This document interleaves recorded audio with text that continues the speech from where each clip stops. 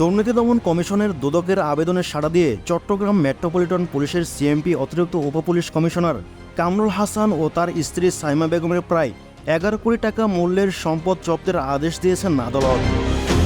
চট্টগ্রাম মহানগর দায়রা জজ বেগম জেবুন্নেসার আদালত সোমবার 8 জুলাই এ আদেশ দেন।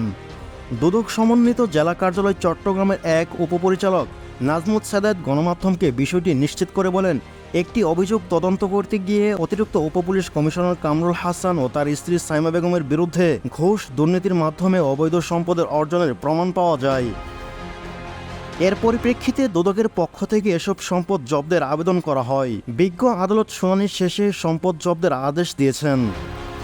এদিকে আদালতে দায়ের করা আবেদনের সূত্র থেকে জানা যায়, ভ্যাট দায়মুক্ত থেকে লাভজনক ব্যবসা পরিচালনার বিশ্বস্ত সহযোগী দ্য রিয়েল কনসালটেশন, স্বচ্ছ ভ্যাট আইনে দক্ষ ন্যায্য ভ্যাট প্রদানে। মোহাম্মদ কামরুল হাসান বর্তমানে অতিরিক্ত উপপুলিশ কমিশনার। তিনি ক্রাইম সিএমপি বিভাগে কর্মরত ছিলেন। এ সময় তিনি ঘুষ গ্রহণ, চাঁদাবাজির মাধ্যমে অবৈধ সম্পদ অর্জনের একটি অভিযোগ অনুসন্ধান করে প্রতিবেদন দাখিলের জন্য দুদকের সহকারী পরিচালক মোহাম্মদ এমরান হোসেনকে অনুসন্ধানী কর্মকর্তা নিয়োগ করা হয়। অনুসন্ধানকালে সরেজমিনে প্রদর্শন প্রাপ্ত রেকর্ডপত্রাদি এবং সংশ্লিষ্টদের গৃহীত বক্তব্য পর্যালোচনা করলে দেখা যায়, অভিযোগ সংশ্লিষ্ট জনাব মোহাম্মদ কামরুল হাসান 1989 সালে সাব ইন্সপেক্টর পদে বাংলাদেশ পুলিশ বিভাগে যোগদান করেন। চাকরির ধারাবাহিকতায় পদোন্নতি প্রাপ্ত হয়ে বর্তমান অতিরিক্ত উপপুলিশ কমিশনার ক্রাইম হিসেবে সিএমপিতে বর্তমানে কর্মরত রয়েছেন।